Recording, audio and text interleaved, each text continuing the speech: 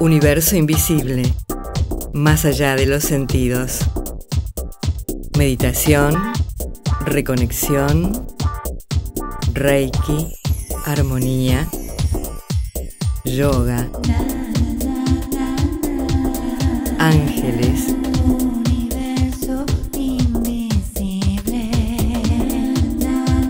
Universo invisible, más allá de los sentidos.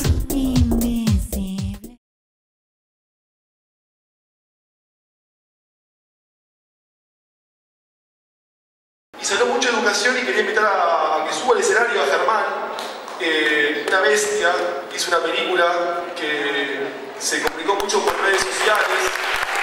Y voy a contar de la educación prevista, un tema que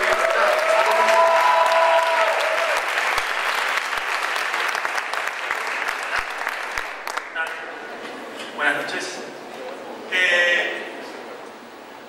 Bueno, gracias por el recibimiento. Yo no preparé PowerPoint, por suerte.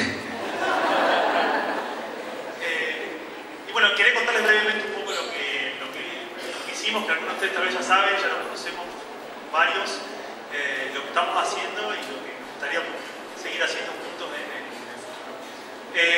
Tengo 26 años, cuando tenía 21 años tenía una cámara, acababa de salir de una carrera de tele y de radio y me habían bochado en el examen de ingreso a la escuela de cine y me pregunté qué era lo que yo quería contar. Y un poco viendo experiencias de cine, de video que estaban dando vueltas por el mundo independientes, dije, bueno, lo puedo hacer yo solo, nadie me tiene que dar el permiso para contar una historia. Lo que empecé a hacer es buscar aquello que me interesaba en ese momento y eran personas, grupos, instituciones que hayan desafiado las formas de pensar la escuela y hacer educación. Lo que hice fue agarrar la plata que tenía en el bolsillo y empezar a viajar por Argentina, por Uruguay, Chile, Perú, Ecuador, Colombia, España. Hice más de 100 entrevistas, visité 50, 60 escuelas de diferentes partes de estos países. Y un poco compartí un tráiler en internet para que la gente conozca lo que estábamos haciendo y sucedió que un montón de gente que quiso colaborar. Hicimos una campaña en nuestra página para ver quién quería poner plata para terminar la película y más de 700 personas colaboraron. Y hace 2 años, más o menos, un poquito más, se estrenó La Educación Prohibida en más de 120 ciudades del mundo, en 150 salas en un solo día. En un solo día en internet solamente lo habían visto 60.000 personas y a la fecha la cifra asciende a más de 10 millones de personas, que la verdad es totalmente incierta porque la película se ve...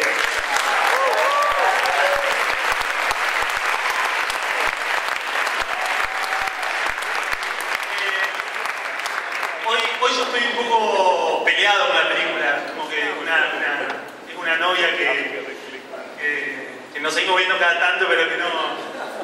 ¿Por qué? Porque la película dice muchas cosas que yo dije impulsivamente porque era chico y todavía lo soy, ¿no?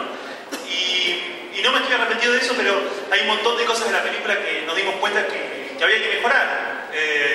Y lo que empezamos a hacer es, en lugar de pararnos en el lugar de decir, bueno, esa es la película, esta es la verdad y demás, es empezar a pensar y a refutar esas cosas que decía la película y a construirla con otros. Y de ahí nació un proyecto que se llama Revo, que pretende construir una red de educación alternativa en Latinoamérica. Lo que hace es visibilizar, documentar estas experiencias, encontrar qué otras experiencias hay de afuera que tenían para aportarles a nosotros empezamos, qué experiencias estaban haciendo algo distinto, estaban queriendo transformar el mundo desde la escuela, romper las barreras que hay dentro de las escuelas, desde la educación, desde la crianza y pensar otros mundos posibles. Un poco en esa línea iniciamos de impulsivos, una campaña de mapeo colectivo. Y hoy hay más de 500 puntos en Latinoamérica que han contado lo que están haciendo. Tenemos la sospecha de que después de la película, en los últimos 2 años, todavía no lo sabemos, es un estudio que hay que hacer. En Argentina nacieron entre 20 y 30 experiencias de educación no convencional nuevas, gente que vio la película y se animó a hacer algo distinto. Gente con la que estamos trabajando y construyendo, y tenemos el desafío y la convicción de que estas experiencias de educación alternativa pueden cambiar la escuela pública, pueden cambiar toda la educación y tienen el potencial para pensar otro mundo distinto. Y ahí es donde desde la red lo que estamos haciendo es construir nodos locales, construir equipos de trabajo, construir espacios para reflexionar con los maestros. Estamos trabajando con nodos y con equipos de trabajo en Buenos Aires, en Chile, en San Pablo, en Lima, en Bogotá. En Bogotá particularmente estamos trabajando con la Secretaría de Educación y la verdad es que entramos a un espacio para hacer un taller, nos pusieron todas las sillas de este espacio, nos dieron un micrófono y lo primero que dijimos, no, saquemos todas las sillas del medio y vamos a hacer juntos, ¿no? Y un poco esa es una de las invitaciones que tenemos. Los invito a conocer el proyecto y a preguntarse un poco y a recordar cuál fue la educación de todos ustedes y tal vez empezar a pensar y recuperar aquellos espacios donde más aprendimos y tener eso bien presente a la hora de querer transmitir algo a otros y querer enseñarle a nuestros hijos y pensar que el secreto para transformar el mundo, digamos, en gran parte tiene que ver con transformar las relaciones que nosotros establecemos con los chicos cuando recién empiezan. Así que a los que tienen hijos, a los que tienen alumnos, hermanos y demás, un poco la idea básica es cuando estamos con ellos, miremoslos a los ojos y pensemos qué tipo de relación queremos tener con ellos, que va a ser en algún punto la que ellos van a querer compartir con el mundo el día de mañana. Muchas gracias.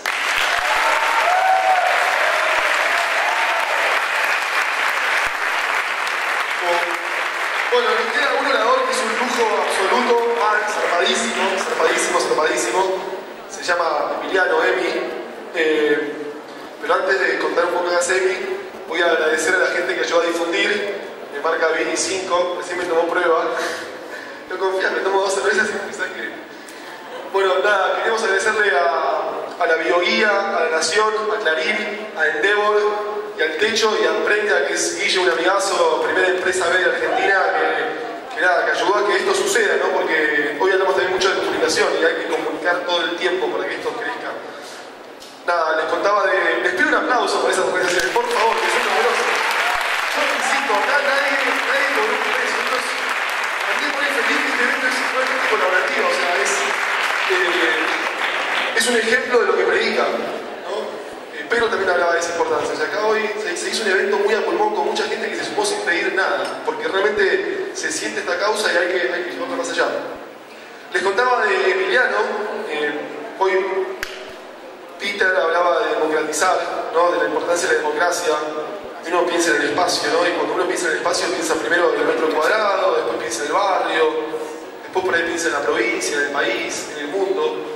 Emiliano nos va a contar sobre una experiencia de democratizar el espacio, ¿no? Pequeña cosa, pequeño sueño tuvo el señor, ¿no? Así que era, Emi, contarnos. Gracias por estar. Un aplauso. Después se van a dar cuenta por qué estoy tan contento de tenerme acá, lo que hizo. Para el que no sabe. Gracias.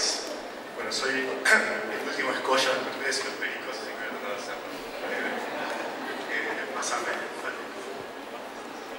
Los satélites. Este es el primer satélite que hicimos. No soy yo solo. Tengo una empresa, 130 personas, acá la mayoría acá en Argentina, diría 28 acá en Argentina, hacemos satélites chiquitos y los lanzamos al espacio. Este es el primer satélite que hicimos, se llama el Capitán Beto, lo lanzamos en abril del 2013 desde China. Pásame. Este es sin paneles, la vista interna, nuestro segundo satélite, Manuelito. Pesaba 2 kilos. Lo lanzamos al espacio en noviembre del 2013 desde Rusia. Pásame la siguiente. Esta es Tita. Tita pesa 23.7 kilos, un poquito más grande, como así. Y la lanzamos hace 4 meses al espacio desde Rusia también, desde Yasny, de una base militar rusa. Y Tita tiene la capacidad de tomar fotos de la Tierra, ¿sí?, en alta resolución, y de tomar videos de lo que pasa en la Tierra en alta resolución y mandarnos esas cosas para que nosotros las veamos. Además de que hacemos satélites, que está bueno, digamos, es divertido, porque el espacio le gusta a todo el mundo. Yo quería contarles en principio cómo se nos ocurrió, primero, y después por qué hacemos satélites, porque nos parece que es relevante. Este es un dibujo del primer día, la primera noche que se me ocurrió lo que estamos haciendo hoy, a las 3:30 de la mañana más o menos, y yo estaba pensando bastante sobre el hecho de que me suene el teléfono celular. estaba pensando bastante sobre la industria satelital y sobre la manera en que venían construyendo tecnología las compañías tradicionales que hacían cosas que iban al espacio. Y sobre el hecho de que el espacio es un lugar, o sea, es como un punto de vista medio único, una perspectiva única para ver lo que está pasando en la Tierra. Y sin embargo, la información que estaba disponible desde el espacio estaba disponible para muy pocos gobiernos, para muy pocas agencias con muchísimo presupuesto y para empresas que tenían muchísimo dinero, pero nosotros no podíamos acceder a esa información en el día a día. Y yo vengo del lado del software, yo hice toda mi vida software y desde los 8 o 9 años que tuve mi primera computadora y no la dejé nunca, siempre dediqué a fabricar software. Y empecé a pensar por qué era así, por qué era que los satélites eran tan caros y por qué tenían que ser así, por qué era necesario que los satélites fueran tan caros y nosotros ahora en el bolsillo tenemos un poder de cómputo increíble y de todos nosotros estamos todos conectados y en cambio los satélites eran esta cosa que estaba ahí funcionando súper alejada y ajena a nosotros, ¿no? Pásame la siguiente. Y bueno, esta era una animación que no se va a ver, no importa. Y básicamente me di cuenta de una cosa, que es que una de las razones principales por las que esto era así es porque la gente que construía satélites lo estaba haciendo con un paradigma muy viejo, donde trataban de construir estas piezas de hardware que tenían que funcionar en un ambiente horrible, que es el espacio, no hay radiación, ciclado térmico, no hay atmósfera, se te rompe el satélite y no lo puedes mandar a George Clooney, no ya inglés, que te lo arregla. Entonces, era como súper complejo, súper caro, ¿no? Viniendo del software, nosotros aprendimos a construir sistemas confiables de una manera completamente distinta, usando componentes baratos, como súper económicos y conectándolos en red, y haciendo que la red en conjunto fuera confiable, si bien cada uno de los componentes en sí mismos no necesariamente lo era. Y eso fue un poco el pensamiento que tuve por primera vez en el 2010, usando un poco el siguiente que nos llevó a hacer Satellogic. Dije, bueno, si tomamos esta idea, tomamos la idea de poder poner componentes baratos y unir estos componentes baratos para hacer una infraestructura confiable, por ahí podemos hacer lo mismo para el espacio que hicimos para la informática, que es transformarlo en algo donde la tecnología ya no es tecnología que está en manos de gobiernos y de grandes agencias gubernamentales, sino que fue apropiada por la gente, digamos, y todos la podemos usar para construir cosas. Y eso es un poco lo que empezamos a hacer en el 2010. Pásame a la siguiente. En lugar de hacer satélites tradicionales que cuestan cientos de millones de dólares, que tardan años o decenas de años en hacerse, pasa a la siguiente. Salimos a hacer estos satélites que son muchísimo más baratos, 1000 veces más baratos que los satélites tradicionales, que pueden hacer muchísimas más cosas. Pásame. Hoy tenemos estos tres dando vuelta, Tita, Manolito y el Capitán Beto. Pero, pasa a la siguiente. El objetivo en el que estamos trabajando en realidad es construir una constelación de cientos de estos satélites en el espacio. 300 es lo que pensamos poner en los próximos años. Cada uno de estos satélites también con la capacidad de tomar imágenes y de tomar video, ¿sí? Y todos con la capacidad de conectarse entre sí, y todos con la capacidad de conectarse de nuevo con nosotros para que podamos bajar estas imágenes y estos videos esencialmente en tiempo real de cualquier lugar del mundo. Pasá, dos. ¿Por qué? Un poco lo que yo pensaba cuando pensaba en el modo en que la tecnología espacial estaba subutilizada en el día a día de nuestras vidas, es que si miramos los grandes problemas que vamos a tener en los próximos 20 años, como planeta, digamos, los grandes problemas, en principio hay como 3 áreas que son las más importantes, ¿no? O sea, tenemos que entender cómo producir y distribuir alimentos para 10.000 millones de personas y no tenemos ni idea de cómo hacer eso. Tenemos que entender cómo generar y cómo distribuir energía para que 10.000 millones de personas puedan vivir una vida digna. Y entre paréntesis, la vida digna no tiene que ver con la plata, en realidad tiene que ver con la energía, o sea, eso es lo que nos mueve. Y además tenemos que de alguna manera gestionar los recursos naturales del planeta, en particular el agua, pero todos los recursos naturales del planeta para poder hacer esto de manera sostenible. Y si ustedes miran estas 3 áreas de problemas, están las 3 súper conectadas. O sea, si ustedes tienen energía, pueden generar agua potable, por ejemplo. ¿Sí? Si tienen agua potable, pueden generar alimentos. Y si tienen biomasa, pueden generar energía. En ese sentido están las 3 conectadas. También están conectadas, eso sería, digamos, de alguna manera un círculo súper interesante. Hay otras maneras en que están conectadas que son mucho peores, digamos, ¿no? Como el hecho de que algunas de las razones por las que no producimos alimentos y los podemos distribuir de una manera sustentable para los 6.000 y pico de millones de personas que somos hoy y los 10.000 millones de personas que vamos a ser en los próximos 20 años, es porque estamos dependiendo primero de fertilizantes fósiles, digamos, de fertilizantes que vienen de fósiles, y en segundo lugar porque está implicado en el sistema de distribución de alimentos el problema justamente del movimiento de grandes masas de uno a otro, el problema de la energía. la verdad es que nosotros deberíamos estar en condiciones con la tierra cultivable que tenemos hoy en el planeta de producir alimentos para 10.000 millones de personas. Pero no podemos. Y también deberíamos estar en condiciones de producir esos alimentos de manera sustentable. O sea, hoy por cada caloría de alimentos que nosotros consumimos se gastan en el orden de 30 a 40 calorías de combustibles fósiles para llevarlo a la mesa. Eso no es sustentable en nuestro caso. Pero deberíamos estar en condiciones de hacerlo.